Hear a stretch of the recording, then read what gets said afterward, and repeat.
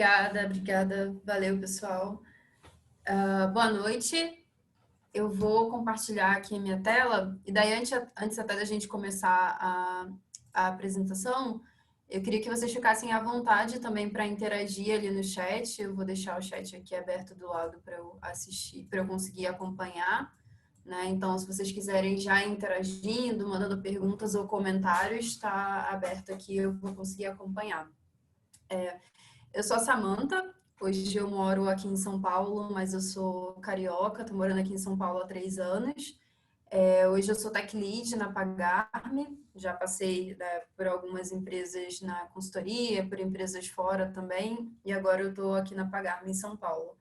Eu já tenho experiência aí de uns 8 anos na área de QA, tanto, né, atuando como analista, quanto também nos últimos 3 anos com mais experiência da parte de gestão, né? E aí, a ideia dessa palestra, né, desse bate-papo, que foi inspirado em um post que eu escrevi há um tempo atrás, é que de vez em quando aparecem pessoas para conversar, para trocar ideias sobre como é que eu estruturo QA, né? Assim, eu crio uma área, eu crio um time de QA, eu contrato 20 QAs e coloco cada um dentro de um time. Então, é um tema que eu percebi que era recorrente, muitas pessoas vinham trocar ideia, né? Trocar experiência. E daí eu resolvi juntar tudo isso num post para falar um pouco dos formatos de atuação que eu já tinha visto e o que cada um faz, quais seriam as vantagens e quais seriam os pontos de atenção. Então, né, que eu chamei aí dos arquétipos de QA. E reforçando, fiquem à vontade para interagir aí no chat e mandar as suas percepções que eu vou acompanhar aqui. Então, a primeira coisa, né, o que um QA, tester ou Software Developer Engineer em teste faz? Né, uma coisa que a gente vê bastante são esses diferentes nomes, né? Qual é a diferença desses nomes? Já vi umas pessoas também, né, perguntando, mas qual seria a base da descrição de um papel de QA? Eu vi uma vaga de QA e pedia tanta coisa que não sei se faz sentido. Queria que vocês interagissem aí no chat e mandassem as suas percepções em relação ao que esse ser faz dentro, né, da área de tecnologia. Se vocês já viram esses diferentes nomes, como é o nome do papel dentro da empresa de vocês. Mas fato é que a gente não tem como definir um padrão e dizer que é isso aqui, pronto, acabou. Cada empresa, até mesmo quando a gente fala, né, de senioridade, independente de qual seja o papel, cada empresa tem uma percepção diferente, tem um contexto histórico diferente, então por isso que é muito difícil você conseguir dizer que é isso aqui, pronto, acabou. Então, hoje a gente vê muito esses nomes. Esse de Software Developer Engineering Testing, eu acho que é mais de fora. Você vê mais vagas, por exemplo, nos Estados Unidos, tem esse papel. Aqui no Brasil tem algumas empresas também, mas é mais fintech. Você costuma achar também o nome desse papel, que aí seria, teoricamente, alguém bem focado em desenvolvimento com a visão de teste, né? Então, alguém que seria especialista em automação. Mas o que acaba acontecendo independente de qual seja o nome, tem algumas atividades que a gente sabe que acaba sendo comum a esse papel. Então, o que ele faz? Normalmente, ele vai trabalhar com automação de teste, que é uma coisa que a gente vê que boa parte das empresas tem investido ultimamente. Ele provavelmente também vai ter algum envolvimento, né? Essa pessoa provavelmente vai ter algum envolvimento com a parte de negócio, porque precisa entender do negócio para saber o que testar. Normalmente é mais ou menos isso que a gente acaba vendo em relação a esses papéis. E aí, além do que faz, eu coloquei uma pergunta do onde vive, né? Onde vive também depende muito de qual é a empresa. Então, a gente vai ter esse papel atuando dentro de um time ágil, por exemplo, junto com desenvolvedores e outros papéis. Você vai ver esse papel atuando dentro de um time só de QAs, por exemplo, e atendendo demandas de outros times. Você pode ver esse papel atuando como um consultor, né, que é alguém que vai estar ali direcionando o time para desenvolver com mais qualidade. Então, tanto o que faz quanto o onde vive, a gente tem uma série de formas de descrever e ver isso, cada empresa implementa de um jeito diferente. E aí eu acho que é por isso que esse papo é importante, porque muitas das vezes, quando a gente está em frente a esse desafio de preciso estruturar qualidade de software dentro da empresa que eu estou, o que eu faço? Será que eu abro já 50 vagas e contrato 50 pessoas de uma vez e jogo elas lá na empresa para ver o que acontece? Será que faz mais sentido eu começar com um time de qualidade para depois entender como é que eu coloco isso dentro dos times de desenvolvimento? Então, eu vou tentar trazer aqui alguns pontos para fazer vocês refletirem e quando vocês se depararem com essa situação, conseguirem, né, tomar ali a melhor decisão dependendo do contexto e não só pensando em montar time, mas talvez até em questão a reflexão sobre a carreira de vocês, né? É legal também vocês tentarem fazer o exercício de, dado esses 4 arquétipos que eu vou trazer, aonde vocês acham que, né, a carreira de vocês se encaixa e não só onde se encaixa, mas também talvez aonde vocês gostariam de mirar e para onde vocês gostariam de ir. Daí só trazendo a definição primeiro do porquê eu falei, chamei arquétipo, né? Se a gente for olhar lá no dicionário, o significado de arquétipo é um modelo ou padrão passível de ser reproduzido em simulacros, objetos semelhantes ou, por extensão, qualquer modelo, tipo ou paradigma. Então, a gente vai usar aqui arquétipo como um modelo, que é uma coisa que pode ser reproduzida. O primeiro arquétipo que eu trouxe foi o que eu chamei de especialista, né? E aí, quando a gente fala de QA, tester ou qualquer que seja o papel nesse contexto de especialista, normalmente é uma pessoa que vai focar e se especializar em um determinado contexto. Então, por exemplo, aqui no Brasil eu não sei se a gente ainda tem muito isso, porque eu não tenho contato, se tiver, mas ano passado eu precisei contratar QAs fora, né, em outros países, e ficou muito claro a separação, por exemplo, entre manual e automatizado, a chegar ao ponto de, enfim, né, o valor hora é diferente e, inclusive, eu lembro de ter feito entrevistas com pessoas que estavam ali com perfil de automação e elas deixaram bem claro que o que elas queriam fazer era automatizar, elas não queriam ter que pensar em cenário. Então, elas queriam que já chegassem os cenários prontos e o papel delas ia ser somente automatizar. Então, quando eu falo desse contexto de especialista, normalmente é uma pessoa que se especializou e focou em algum contexto específico. Então, seja ele manual, automatizado. Um formato que a gente vê muito, por exemplo, em questão de performance, quando a gente fala. Então, normalmente empresas grandes, e aí pensando agora que vem aí a Black Friday, né? A gente está quase nessa data e é um momento muito importante para o e-commerce no geral. Então, você tem ali um especialista em testes de performance, que é quem vai conseguir planejar e projetar todos esses testes, montar toda a estrutura, desenvolver, né, e organizar como vai ser esses testes. Então, a pessoa totalmente focada nisso. Reforçando o recado do Marco ali no chat, eu estou olhando, então seria muito legal se vocês pudessem interagir durante essa conversa, né? Numa palestra, eu quero que seja mais uma conversa em relação aos pontos que eu estou falando. Se vocês quiserem colocar os seus pontos ou fazer perguntas, podem ir fazendo que a gente vai conversando e respondendo durante a apresentação, não precisa deixar para o final. Então, performance, segurança também costuma ser um contexto um pouco mais especialista, então você precisa se desenvolver mais nesse contexto e acaba focando nisso. Acho que acessibilidade também acaba sendo um contexto que a pessoa, né, estuda e se especializa para fazer esse tipo de teste.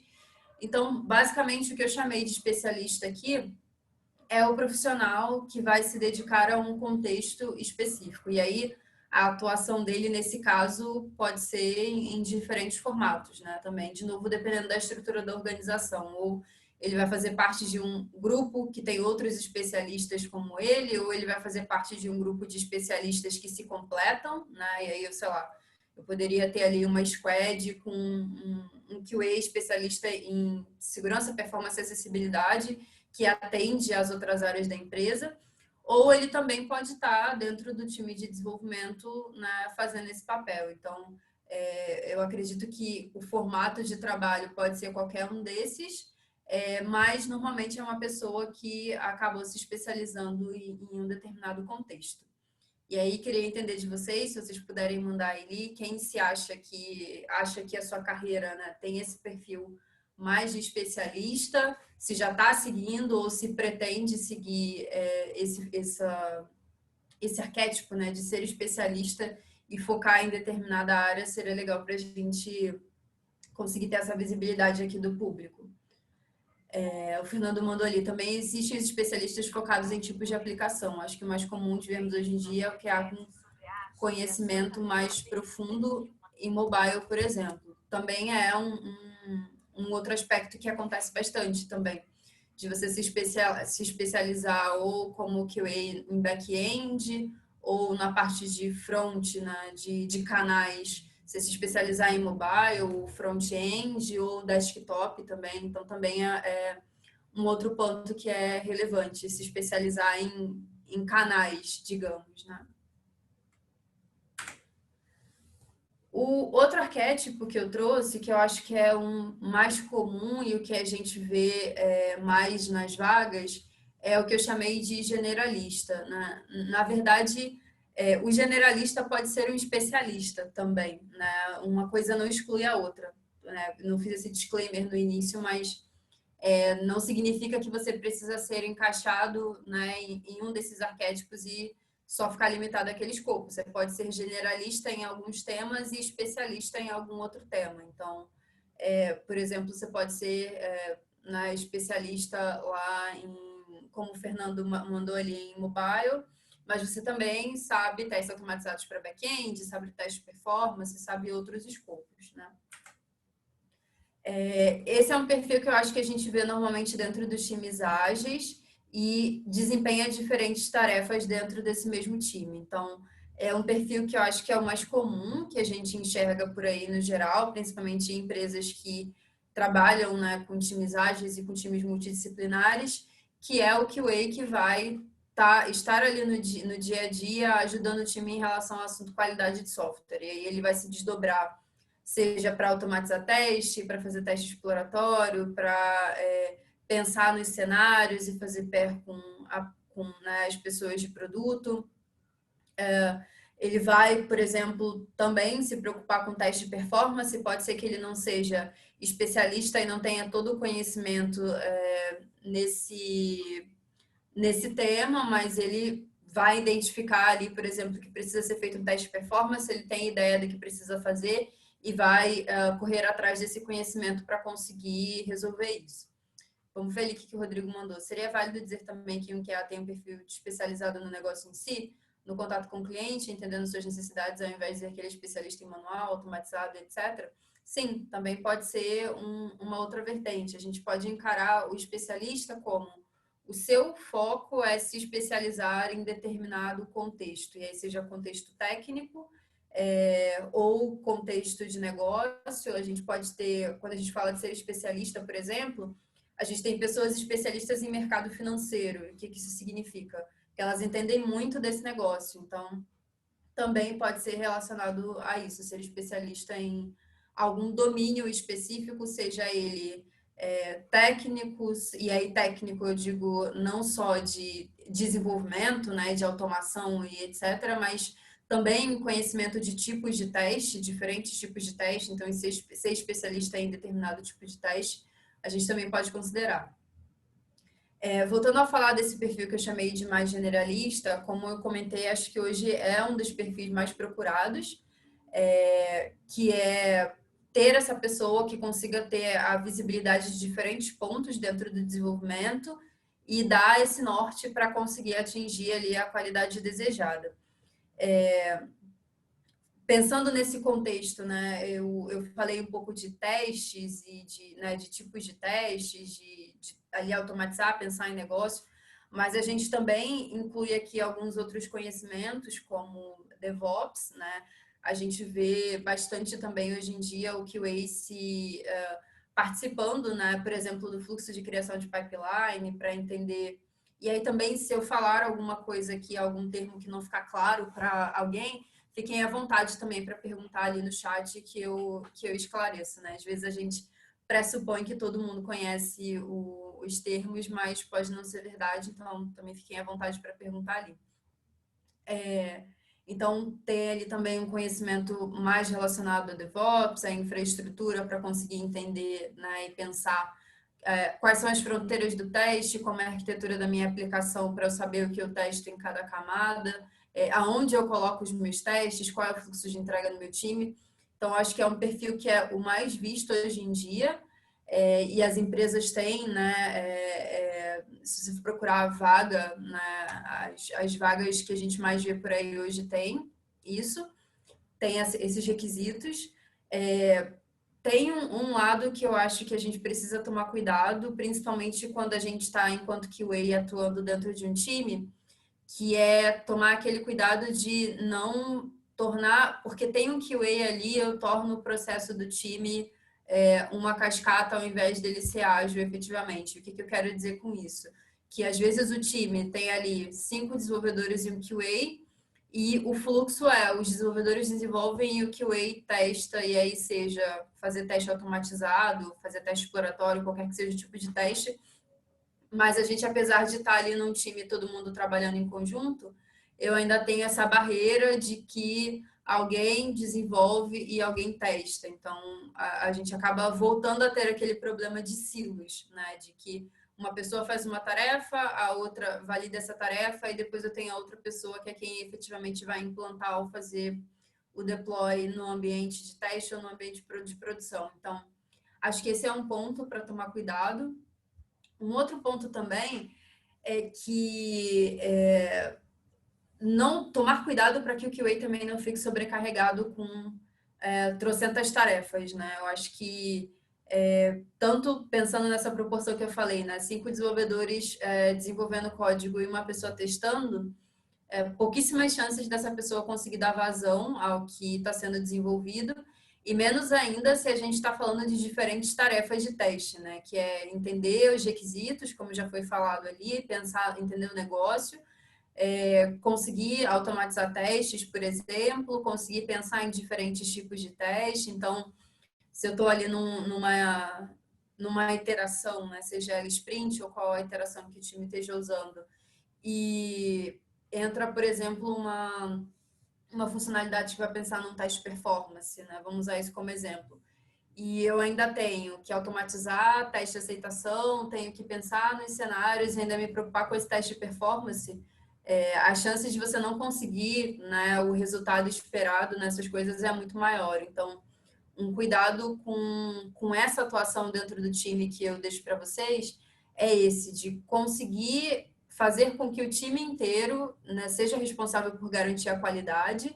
E aí, como a gente consegue fazer isso impulsionando o conhecimento de todas as pessoas do time com esse assunto. Então, apesar, né, de você estar ali como generalista em relação ao assunto de testes, provavelmente dentro do time você é o especialista de qualidade. Não sei se isso fez sentido para vocês.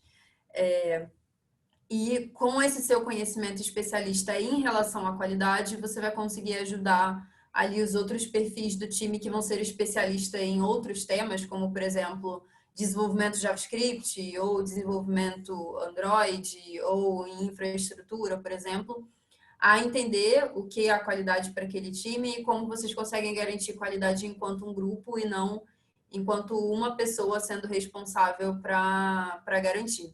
O Bruno mandou ali, concorda e acaba gerando uma frustração caso não dê tempo de fazer tudo dentro do prazo.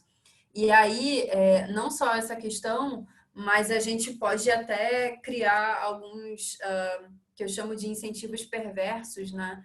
Do tipo, nossa, mas a gente precisa entregar, só que não deu tempo de testar, não deu tempo de fazer o teste automatizado, então vamos entregar assim mesmo e a gente coloca a automação de teste para a próxima sprint, já que, né, não conseguiu dar vazão.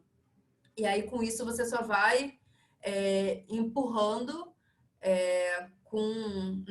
empurrando durante o tempo as atividades de teste, porque, entre aspas, não deu tempo de fazer dentro da sprint, e isso acaba ficando descasado do desenvolvimento. Então, a chance de você não pegar os problemas que você poderia pegar se estivesse andando junto com o desenvolvimento, você não consegue fazer mais isso, porque o time entregou uma coisa hoje, mas a sua suíte de testes ainda não está preparada para validar isso, então se acontecer algum problema, ninguém vai ver, vai depender de uma ação manual, né? A Denise mandou assim, hoje muitas empresas não têm papel de QA nos times ágeis. Como você vê o processo de qualidade sendo feito nesses times? Boa pergunta. A gente vai falar um pouco nos próximos arquétipos e eu vou conseguir responder essa sua pergunta. É comum, principalmente quando a gente fala, quando a gente vê as startups, né? É um cenário muito comum as startups começarem só com desenvolvedores, inclusive, e no máximo algum perfil de negócio, mas às vezes nem tem algum especialista em infraestrutura, não tem QA, que normalmente o que acontece né, para se provar no mercado e ver se o produto realmente vai ter um lugar, né, vai realmente gerar o que é esperado, a galera quer desenvolver, entregar e lançar no mercado o mais rápido possível, validar a hipótese, beleza, meu produto faz sentido, eu tenho mercado, agora eu vou crescer o meu time de tecnologia para conseguir efetivamente estruturar as bases, né, para conseguir conseguir manter a minha operação. Então, é muito comum, não só em relação a QA, mas em relação a outros perfis também. Tem startups, inclusive, que começam só com desenvolvimento e a galera de desenvolvimento faz o papel de produto, testa, coloca código em produção e etc., até que se tenha provado, né, que aquele produto faz sentido e aí a empresa resolve contratar os perfis. O Matola mandou ali, não lembro o nome, mas considero ideal aquele diagrama separado em retângulos com a porcentagem de conhecimento. Por exemplo, 50% mobile, 20% API, 10% web, 10% design, 10% negócio. Assim você consegue conversar com todos no time e dar contribuições em todas as áreas. Isso é legal. Uma coisa que eu fiz, que eu estou fazendo na Pagar.me para o meu time, a gente tem um mapa de competências e nesse mapa de competências eu tenho a lista de competências. Então, as competências vão desde soft skills, né, que a gente fala, que são skills mais relacionadas a comportamento, né, seja comunicação, liderança, inclusive, porque, por exemplo, se a gente fala de um profissional que vou usar o termo sênior, né, considerando uma pessoa mais experiente, mas entendo que cada empresa considera sênior uma coisa, mas eu espero que uma pessoa mais experiente tenha alguns aspectos de liderança para poder ajudar o time a se desenvolver também. Então, eu tenho no mapa de competências desde essas skills que são mais relacionadas à pessoa e comportamento, até as skills técnicas também. Então, por exemplo, o quanto eu preciso que o QA, que ali a pessoa que participa do meu time saiba de diferentes tipos de teste unitário, teste de integração, testes de mutação, por exemplo. No nosso caso, que a gente trabalha de JavaScript, então JavaScript é um ponto dentro do meu mapa de competências, e aí eu tenho um grade, né, uma avaliação, né, uma marca, digamos, que né, eu não espero que a pessoa seja 100% em tudo isso, mas eu tenho ali, eu espero que o conhecimento de um QA em JavaScript, de 0 a 5, seja pelo menos 4 ou 3, por exemplo. Então, a pessoa consegue ter esse guia para saber o quanto de cada um desses conhecimentos ela precisa, né, buscar ou alcançar para que ela consiga performar bem dentro daquele contexto. Então, é legal esse ponto que o Matola levantou, e é até uma dica para vocês, né, seja dentro da empresa ou até pessoalmente também, eu acho que é um exercício legal de fazer, de vocês pegarem, né, esses temas e aí, de novo, seja tipos de teste, seja linguagem de programação, seja ferramenta, ou o que quer que seja, conseguir fazer essa autoavaliação de, né, aonde você quer investir mais tempo e conhecimento, aonde você precisa ter menos tempo. Isso é uma coisa que ajuda muito, porque, de novo, é impossível você conseguir 100% em todas as coisas. Aí agora, Denise, né, nesses dois próximos papéis, eu acho que eu vou conseguir responder essa sua pergunta. Relembrando, né, hoje muitas empresas não têm papel de QA nos times ágeis, como é que eu vejo o processo de qualidade sendo feito dentro desses times? A gente deu o exemplo de que é uma coisa muito comum em startups, né, de começarem sem esse papel. E aí eu trouxe duas outras formas de atuação que normalmente são as que acontecem nesse contexto. Uma eu chamei de plataformas, que seria alguém que vai ajudar a criar ferramentas e mecanismos para que o time consiga entregar features de qualidade. E o que é isso? Nesse caso, ao invés de eu ter o QA, tester, Software Developer Engineering Testing, ou qualquer que seja o nome do papel, dentro de um time executando as tarefas de teste, e aí sejam elas quais forem, teste manual, teste automatizado, teste exploratório, escrita de cenário, qualquer que seja a tarefa, ele provê para os times de desenvolvimento ferramentas e mecanismos para que o time de desenvolvimento consiga fazer isso. Então, por exemplo, hoje no meu contexto, eu não tenho QAs dentro dos times de desenvolvimento. Os desenvolvedores fazem os testes, desde pensar em quais são os cenários de teste e até automatizar esses testes em diferentes níveis. Mas eu preciso prover para eles tanto o conhecimento para conseguir fazer isso. Então, o que eu testo em cada uma das camadas, quais são as ferramentas que a gente precisa usar para conseguir ter o tracking, né, desse trabalho de teste. Então, ferramentas que vão me ajudar a avaliar a cobertura de teste, acompanhamento de execução de teste, acompanhamento de testes intermitentes. Por exemplo, a gente, principalmente falando hoje em dia que os sistemas estão cada vez mais distribuídos, né, e a gente precisa trabalhar com integrações entre diferentes sistemas, como é que eu consigo prover para os times uma forma deles conseguirem mocar os serviços externos, né, para eles não precisarem fazer teste batendo em todas essas pontas e ter um grau maior de instabilidade. Então, é uma coisa que eu tenho visto acontecer em algumas empresas. Algumas empresas fazem isso, inclusive, sem ter o papel de QA. Então, se você, por exemplo, procurar, né, sobre esse assunto em relação ao Nubank, o Nubank não tem o papel de QA, mas ele tem lá, né, um papel de como se fosse um arquiteto, né, alguém que é mais experiente, que é quem promove, né, quem passa para os times esse tipo de conhecimento e esses tipos de processo para que os times consigam fazer isso sozinhos.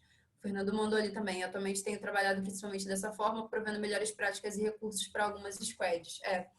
É bem esse formato, né? E aí a gente, uma parte que eu acho legal desse formato de trabalho a gente não tem aquele problema de ter alguém, mesmo dentro de um time, alguém desenvolvendo e alguém testando. Então, o time que desenvolve é responsável por garantir a qualidade daquilo que ele está desenvolvendo. Então, esse é um ponto legal. Mas, por outro lado, é importante que, aí a nível de empresa, digamos, a gente tenha essas definições de quais são as práticas e quais são os recursos para que todos os times consigam utilizar. Porque, senão, eu posso ter um time ali que tem mais conhecimento em teste e em qualidade no geral e que vai conseguir, né, dar um bom andamento a esse assunto. E aí eu tenho um outro time que não tem tanto conhecimento e não consegue performar bem nesse assunto, mas, por exemplo, esses dois times desenvolvem aplicações que precisam conversar e aí o trabalho de um time acaba impactando o outro time. Então, por isso que é importante que todas essas definições sejam feitas a nível de organização, para que todos os times consigam ter um mínimo de padronização. E aí, eu reforço a questão do mínimo de padronização, porque a ideia também não é tirar a autonomia dos times, né? Então, por exemplo, hoje eu acredito que os times precisam ter autonomia para escolher qual é o framework que eles vão usar para automatizar testes, mas eu defino algumas regras de que esse framework tem que atender. Então, por exemplo, sei lá, ele tem que ter a capacidade de gerar cobertura dos testes, ele tem que ter a capacidade de executar testes em paralelo, ele tem que ter a capacidade de gerar relatório no formato X, Y, Z.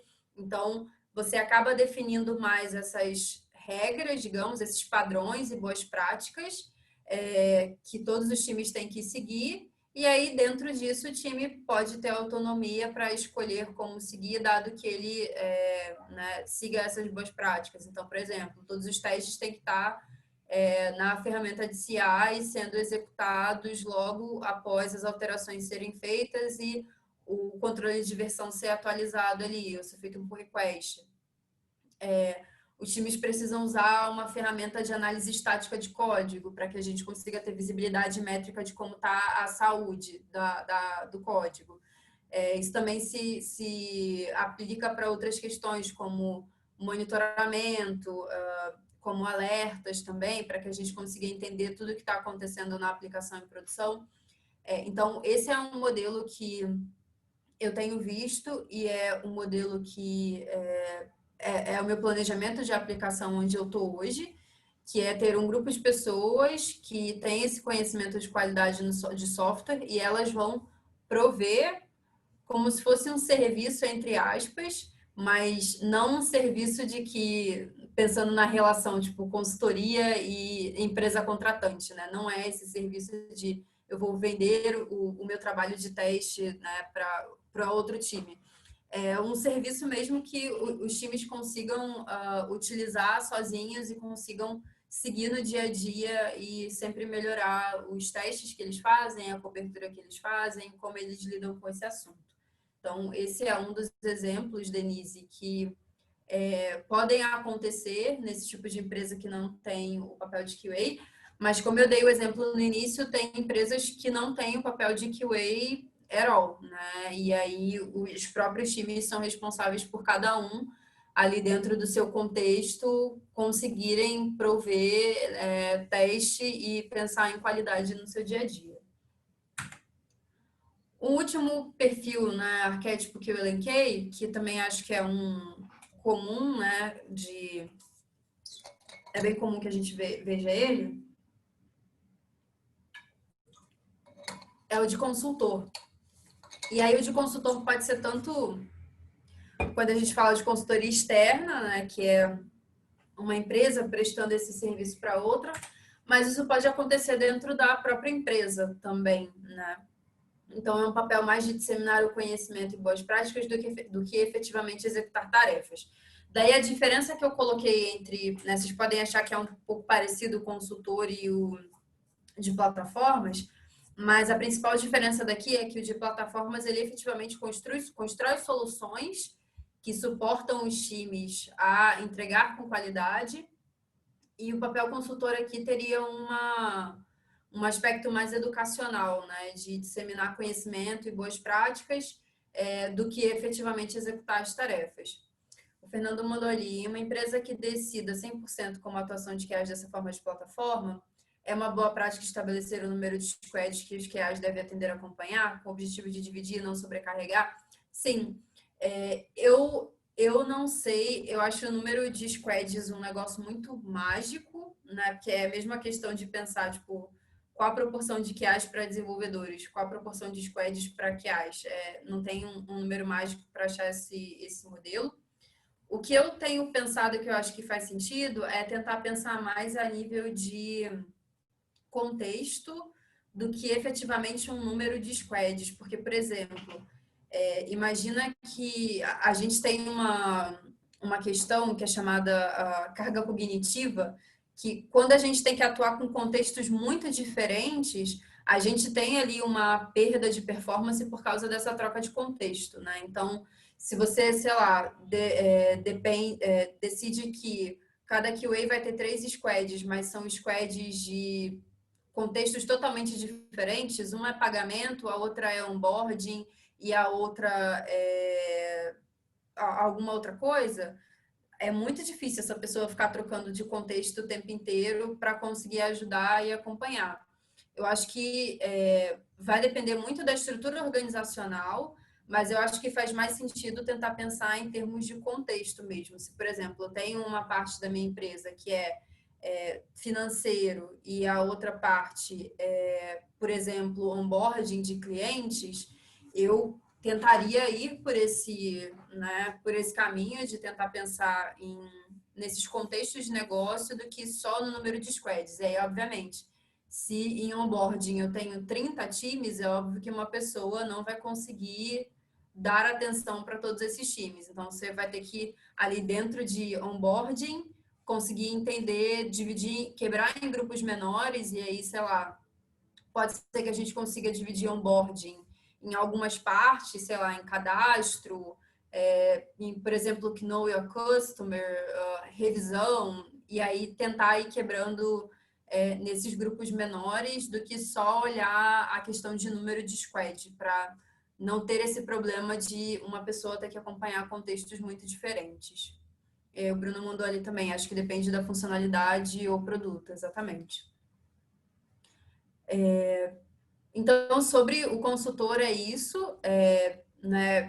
Eu trouxe um pouco dessa diferença porque efetivamente a gente tem esse papel também de ser uma pessoa que vai mais disseminar conhecimento e direcionar do que efetivamente executar, né? Então é um papel ali mais educacional de ensinar qual é o caminho, né? De chegar, olhar qual é o contexto, entender quais são as mudanças que são necessárias de serem feitas e aí direcionar qual é o caminho e ensinar do que efetivamente executar. E quando a gente fala da parte ali de plataformas, é criar soluções que suporte os times a conseguirem fazer melhor o trabalho de teste.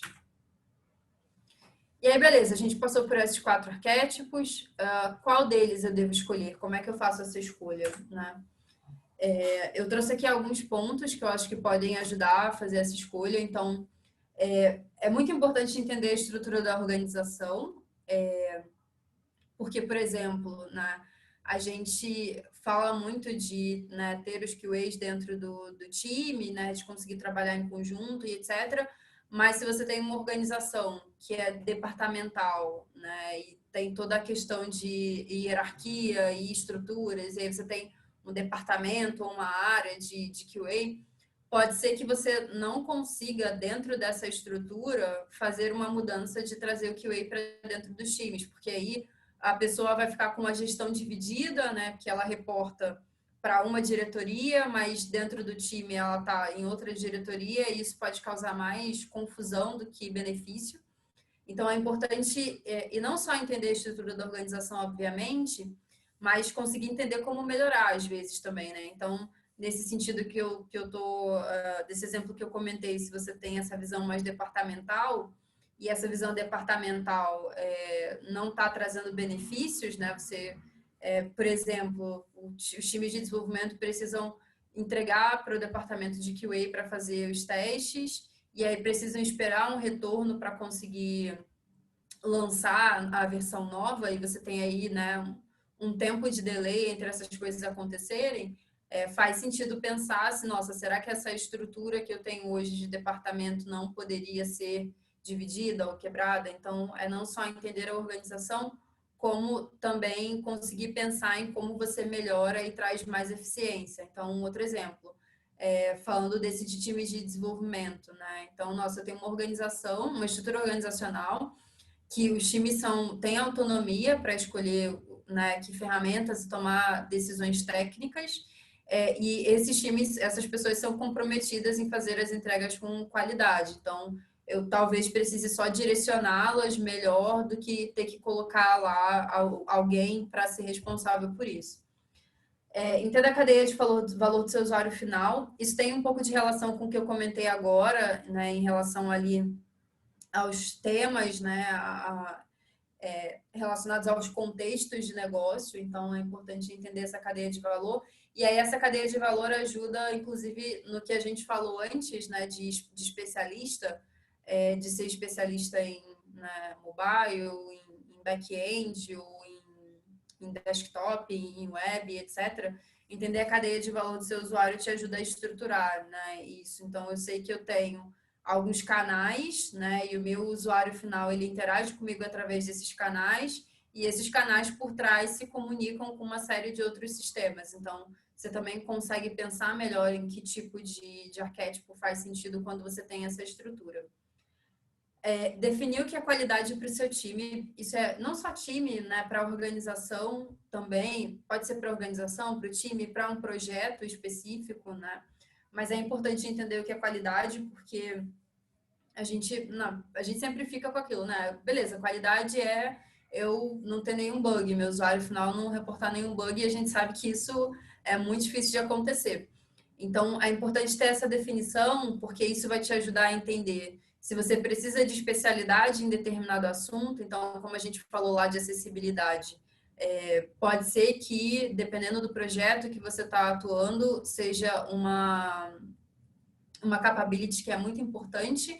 Então, você vai precisar, né, dentro dessa sua organização de time e projeto, entender quem quer se especializar nesse assunto, ou então contratar alguém que conhece esse assunto, mas antes de fazer isso, você precisa efetivamente definir o que é qualidade e ir um pouco além de só tá funcionando, tá ok, né? Mas conseguir entender realmente o que traz valor tanto para o seu usuário final quanto para o seu time também. E isso tem relação com o que a gente falou de plataformas, né? Eu tenho falado bastante disso, que a gente às vezes olha para a qualidade só do ponto de vista do usuário final, mas qualidade também tem relação com o time, né? Se o time não tem as ferramentas corretas, se ele não toma as melhores decisões ali quando ele está pensando em termos de arquitetura de software, ele não vai ter qualidade, mesmo que às vezes para o usuário final tá ali aquela percepção de que as coisas estão funcionando, mas por trás o time está ali tendo muitas dificuldades de conseguir evoluir e entregar novas features. Então, é importante ter essa visão também. E, por último, medir resultados. Medir resultados é extremamente importante para entender se essa sua escolha faz sentido ou não. Então, eu sempre falo que eu sou 100% a favor de experimentação, né? Eu não gosto de ficar ali meses planejando alguma coisa para depois executar. Eu estabeleço assim, qual é o objetivo de curto prazo que eu quero alcançar, como é que eu consigo alcançar esse objetivo de curto prazo, beleza, vou experimentar, deu certo, excelente. Deu errado, não tem problema, vamos melhorar. Então é importante entender isso, né? Seja conseguir controlar a quantidade de problemas que o seu usuário está encontrando. Lead time é muito importante, né? Que é quanto tempo a gente leva desde que uma demanda chegou até ela ser disponibilizada em produção. Então, se a gente, por exemplo, tem uma estrutura que tem, né, ali um departamento, uma equipe de QA, de teste, que precisa receber as demandas, o lead time com certeza é enorme, né? Porque você tem ali que passar por várias barreiras no meio do caminho até conseguir colocar essa funcionalidade em produção. Change fail rate também é importante, que é da quantidade de modificações que eu estou fazendo em produção, quantos por cento está sendo com sucesso e quantos por cento está sendo com falha. Eu costumo sempre brincar, né, que a gente fala muito de entrega contínua e deploy contínuo, mas não significa muito você olhar, nossa, esse time aqui está fazendo 30 deploys num dia. Só que desses 30 deploys, o primeiro foi uma funcionalidade nova e 29 foram para tentar resolver algum problema que aquela funcionalidade incluiu. Então, assim, se olhar, por exemplo, só a quantidade de entregas, não é, né, o prisma inteiro, te deixa sem visibilidade de uma parte. Então, também é importante acompanhar isso, da quantidade de modificações e de entregas que a gente está fazendo. Quantas a gente está efetivamente fazendo certinha, tudo ok, e quantas a gente está fazendo que estão gerando algum problema que demanda, seja um fix, ou seja eu, por exemplo, ter que fazer um rollback e voltar para a versão anterior. Isso vai te ajudar também a entender se toda essa estratégia que você montou faz sentido e está trazendo valor. O Fernando mandou ali, dentro da mesma empresa, esses diferentes papéis poderiam trabalhar juntos ou alguns papéis acabariam sendo sobrepostos? Eu acho que podem sim. A gente tem alguns exemplos, se eu não me engano, o C6 é assim, de que eles têm os QAs dentro dos times de desenvolvimento, mas eles também têm um grupo de QAs que atua de forma cross, que a gente fala, né? Que é conseguindo suportar esses QAs que estão nos times de desenvolvimento e efetivamente se preocupando nessa parte de construir ferramental, de trazer processos e de ajudar. Então, eu acho que poderiam trabalhar em conjunto, como eu falei, não só poderiam trabalhar em conjunto, como uma pessoa pode também se identificar em mais de um desses grupos, não necessariamente está fechado a ser um grupinho ali. O que eu acho legal de ter essa visão é tanto entender, né, dentro da empresa, ter uma visibilidade melhor do que você precisa, né? Porque como eu comecei falando no início, o que me motivou a pensar um pouco sobre isso foi pedidos de ajuda e de dicas de algumas pessoas, de nossa, eu preciso começar a minha área de qualidade, eu preciso estruturar a qualidade de software dentro da empresa que eu estou. O que eu faço? O que eu preciso? Será que eu vou abrir 50 vagas e trazer um monte de QA sem saber muito o que fazer? Será que eu vou já contratar e colocar dentro dos times de desenvolvimento? Será que primeiro eu crio um time de QAs e depois eu vejo como é que eles se encaixam nos times de desenvolvimento? Então, eu acho que o principal é refletir sobre isso, que dado a estrutura organizacional da sua empresa, aonde esses tipos se encaixam e como é que eles conseguiriam trazer valor para você, e pode ser que tenha um tipo que traga mais valor que o outro, e você também, enquanto profissional, conseguir ter essa visibilidade de planejar também o que você gostaria de se tornar, aonde você gostaria de estar, de novo, reforçando que não são excludentes, né? Você pode fazer mais de alguma coisa. Bem, o que eu tinha para trazer em termos de conteúdo era isso. Oh, meus ícones não ficaram, mas deixei aqui alguns contatos. Então, no meu GitHub, se vocês forem lá, /palestras, tem o link de palestras com alguns conteúdos extras. Vocês conseguem ver lá no meu site samanthacecilia.com boa parte das minhas apresentações, materiais, etc. E no Agile Testers também tem lá, se vocês quiserem dar uma olhada no nosso site novo, a gente está com diferentes formatos de conteúdo, com o Cansei, que é o nosso podcast, e a gente está fazendo lives também, 2 lives por mês, nas terças-feiras, a cada 15 dias, né? Então lá no nosso canal do YouTube tem alguns dos conteúdos. E é isso, se vocês tiverem mais perguntas, quiserem complementar alguma coisa, fiquem à vontade para a gente usar esse tempo para trocar ideia e acabar de tirar quaisquer outras dúvidas ou comentários que vocês tenham. Muito bom, Samantha. Ótimo conteúdo. Muito obrigado. Vamos esperar um tempinho para ver no chat se alguém ficou alguma dúvida. Primeiramente, muito obrigado. Foi sensacional a palestra. Acho que é uma coisa que muita gente tem dúvida e por mais que a gente passa anos e anos na carreira, a gente sempre ainda vê, apesar dessas informações estar mais acessíveis hoje, as pessoas continuam com essas dúvidas, né? É algo assim muito difícil, não só como escolher a carreira, e aí quando você escolhe a carreira também, mas qual arquétipo dentro dessa carreira eu devo seguir, né? Porque são várias ramificações.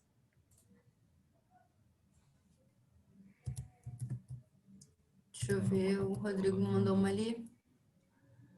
Pelo que eu entendi, seu checklist é para uma contratação. Sugiro um checklist para candidatura. Por exemplo, não ir para uma empresa que exigisse só automação, que não pudesse opinar nos cenários ou que não desse acesso ao código-fonte da aplicação. Então, eu acho que isso depende muito. Como eu falei, eu, por exemplo, entrevistei pessoas que queriam só automatizar, não queriam fazer mais nada, queriam receber os cenários de teste escritos para escrever código de automação. Então, acho que isso realmente depende muito da pessoa.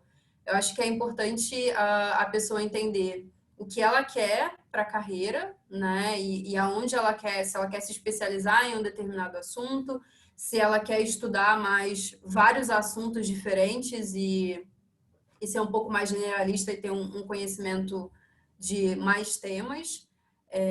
Mas, de novo, eu acho que você, enquanto profissional, precisa entender o que você quer para sua carreira e isso, com certeza, vai te direcionar a conseguir escolher quais as oportunidades que fazem sentido para você e vai evitar, com certeza, a frustração. Mas aí também eu acho que vai depender realmente muito dessa reflexão do que você quer enquanto carreira. Se nossa, eu quero só trabalhar com automação de testes, então vou procurar um lugar que eu só tenho que fazer isso, não tenho que me preocupar com outras tarefas. Se eu quero trabalhar mais com esse conceito de plataforma e ao invés de ser um contribuidor individual de um time, ser alguém que vai ajudar a empresa, né, a criar ferramentas, a definir processos, etc. Então, beleza, tem que procurar um lugar em que, né, primeiro, eu tenho que ter um conhecimento um pouco maior desses temas e tenho que procurar um lugar que utilize esse modelo ao invés de ter o QA alocado dentro de um time de desenvolvimento. Então, Eu acho que realmente depende muito do que cada profissional quer. Não tem certo ou errado, de novo, é uma escolha extremamente pessoal em relação ao que cada um quer para a carreira. Mas eu acho que é importante, sim, você, primeiro, né, não só ter esse checklist para entender as vagas que você vai se candidatar, mas antes de tudo você precisa entender o que você quer, que tipo de perfil faz mais sentido com o seu, e não só, né, que perfil faz sentido com o que você faz agora, mas se isso está alinhado com o que você quer para o seu futuro, ou se você quer, enfim, entender mais sobre um outro arquétipo, ou se especializar melhor em outro arquétipo. Mas, sem dúvida, é importante que quando a gente se candidata para uma vaga e está procurando uma nova oportunidade, que tenha o match dessas duas coisas, né? Do que se o que a empresa está pedindo é o que efetivamente faz sentido para a sua carreira. Muito bom.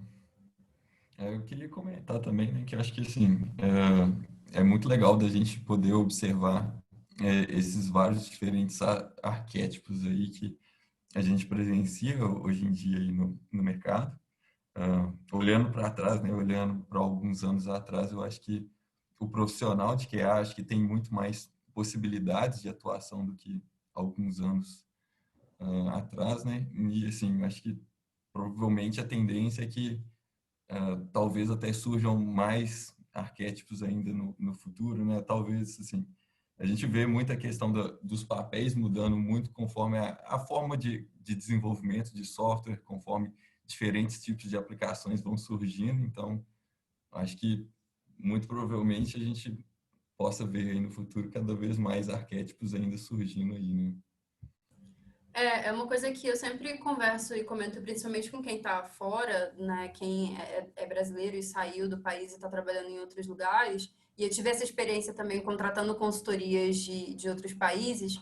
É que realmente eu acho que os profissionais brasileiros são bem mais generalistas, digamos. E aí eu acho que é muito a gente, muito por conta da nossa comunidade, que a gente tem uma comunidade, no geral, muito forte, e aí dentro dessa comunidade a gente encaixa todos esses grupos, como o Café Teste Pão de Queijo, os outros grupos que a gente tem em diferentes estados. Eu acho que a gente é um profissional que olha para esses diferentes, né, aspectos relacionados à qualidade e não só automatizar testes ou só fazer testes manuais, por exemplo. Eu ainda vejo em alguns lugares lá fora um pouco mais dessa divisão, né? Inclusive desse cenário que eu falei, de contratar de uma consultoria e ser bem especializado. Não que a gente não tenha aqui no Brasil, né? De novo, não tem como generalizar isso, mas eu acho que a gente tem uma exposição muito maior a essa diversidade de conteúdo e a gente acaba tendo um profissional que fica bem mais ligado em todos esses diferentes conteúdos. E isso não é um padrão assim em todo o mundo, por exemplo.